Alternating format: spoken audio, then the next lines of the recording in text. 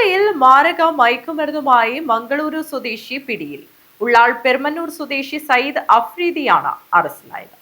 കാസർഗോഡ് ജില്ലയിലെ കുമ്പളയിൽ പോലീസ് നടത്തിയ മിന്നൽ പരിശോധനയിൽ മാരക മയക്കുമരുന്നായ MDMA-യുമായി യുവാവ് പിടിയിൽ.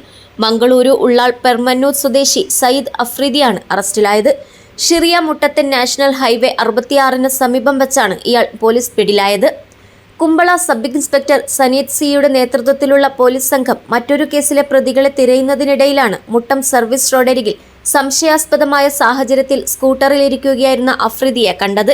പോലീസ് വാഹനത്തിന്റെ വെളിച്ചം കണ്ടതും സ്കൂട്ടറിൽ നിന്നും ഇറങ്ങി ഓടാൻ ശ്രമിച്ച ഇയാളെ പോലീസ് സംഘം തടഞ്ഞു വയ്ക്കുകയായിരുന്നു.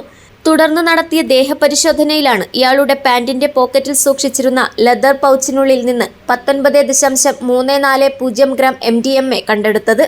വിൽപ്പനയ്ക്കായി എത്തിച്ചതാണ് മയക്കുമരുന്നെന്ന് പ്രതി പോലീസിനോട് സമ്മതിച്ചു.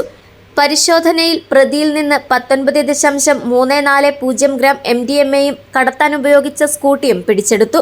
ഇതിനു പുറമെ പ്രതിയുടെ പക്കൽ നിന്നും ഒരു ഐഫോൺ, ഒരു റെഡ്മി ഫോൺ എന്നിവയുൾപ്പെടെ 2 മൊബൈൽ ഫോണുകളും 400 രൂപയും പോലീസ് കണ്ടുകെട്ടി. Kumbla police station ASI Atul Ram, CPO-മാരായ സജീഷ്, മഹേഷ് എന്നിവരും സംഘത്തിലുണ്ടായിരുന്നു. News bureau, Kasaragod.